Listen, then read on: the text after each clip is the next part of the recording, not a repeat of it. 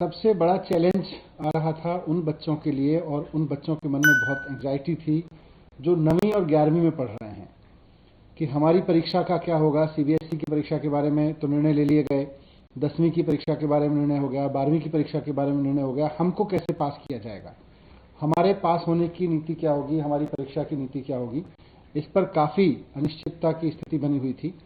तो आज 9वीं और 11वीं की परीक्षा के बारे में 9वीं और 11वीं पढ़ने वाले बच्चों को अगले क्लास में प्रमोशन के बारे में कुछ निर्णय लिए गए हैं।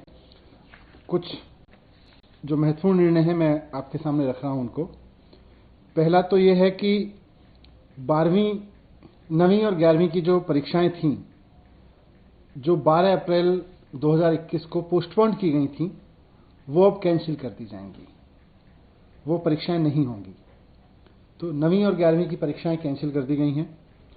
जो प्राइवेट स्कूल अपने मिड टर्म और एनुअल दोनों एग्जाम करा चुके हैं, क्योंकि उस वक्त परीक्षाएं चल रही थी जो बीच में कोविड के कारण रोकनी पड़ी थी, तो जो कुछ प्राइवेट स्कूल्स हैं जिन्होंने अपने मिड टर्म भी करा लिए थे और एनुअल एग्जाम भी करा लिए थे, वो अपने रिजल्ट डिक्लेयर करके अपने द्वारा कराई गई परीक्षा के आधार पर और बच्चों को आगे प्रमोट कर सकते हैं।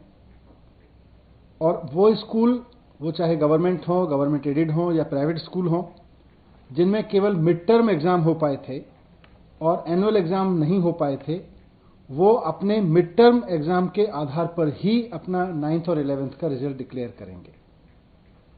तो जिन प्राइवेट स्कूलों में या गवर्नमेंट स्कूलों में या एडेड स्कूल्स में मिड टर्म एग्जाम हो गए थे और एनुअल एग्जाम नहीं हो पाए थे, तो वो अपने बच्चों को मिड टर्म एग्जाम के रिजल्ट के आधार पर ही अगले क्लास में प्रमोट करेंगे। जिन स्कूलों में मिड टर्म के भी एग्जाम नहीं हो पाए थे या कुछ हो पाए थे और कुछ नहीं हो पाए थे, ऐसे सभी केसेस में, चाहे वो गवर्नमेंट स्कूल के हों या प्राइवेट स्कूल के हों, सभी केसेस में बच्चों के द्वारा दो सब्जेक्ट्स में जिनमें सबसे अच्छा प्रदर्शन किया, उस प्रदर्शन के आधार पर, यानी बेस्ट 2 सब्जेक्ट में आए हुए नंबर्स के आधार पर उनका प्रमोशन कर दिया जाएगा। उनको बाकी विषयों में भी अंक देके उनकी मार्कशीट तैयार की जाएगी। दिल्ली सरकार के स्कूल, जो गवर्नमेंट के स्कूल हैं, इन सब आधार पर जो मैंने ऊपर बताया, 9वीं और 11वीं कक्षाओं का रिजल्ट सरकार के स्कूलों में 22 जून को जारी किया जाएगा। स्टूडेंट्स अपना रिजल्ट शिक्षा निदेशालय की वेबसाइट से देख सकेंगे।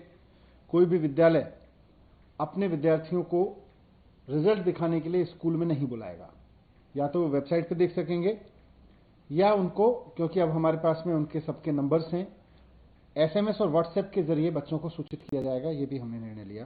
तो किसी भी बच्चे को रिजल्ट देखने के लिए स्कूल में नहीं बुलाया जाएगा, वेबसाइट पे देख सकेंगे। साथ साथ में सरकार उनको SMS और व्हाट्सएप पे भी उनके रिजल्ट्स के बारे में सूचना दे देगी।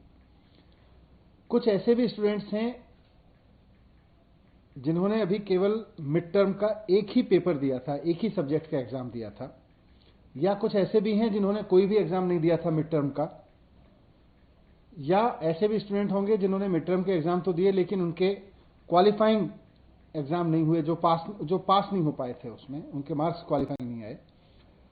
उन सब बच्चों को एक बार और परीक्षा का मौका दिया जाएगा। लेकिन ऐसे बच्चों की जो परीक्षा होगी वो फिजिकल नहीं होगी, वो स्कूल में बुला के नहीं होगी। उन्हें किसी फिजिकल परीक्षा में नहीं बैठना पड़ेगा, बल्कि उनका जो परीक्षा है वो रीअसेसमेंट प्रोजेक्ट्स और असाइनमेंट्स के द्वारा स्कूल के स्तर पर कराई जाएगी। और इसकी पूरी गाइडलाइन आने वाले समय में जारी करेगी। अगर किसी बच्चे को रीअसेसमेंट देना पड़ता है, यानी जो बच्चे पास नहीं हो पाए हैं या जिन्होंने मिड टर्म का एक भी एग्जाम नहीं दिया या सिर्फ एक दिया है, या जो पास नहीं हो पाए हैं, तो ये 9वीं और 11वीं के परीक्षा के बारे में कुछ निर्णय लिए गए।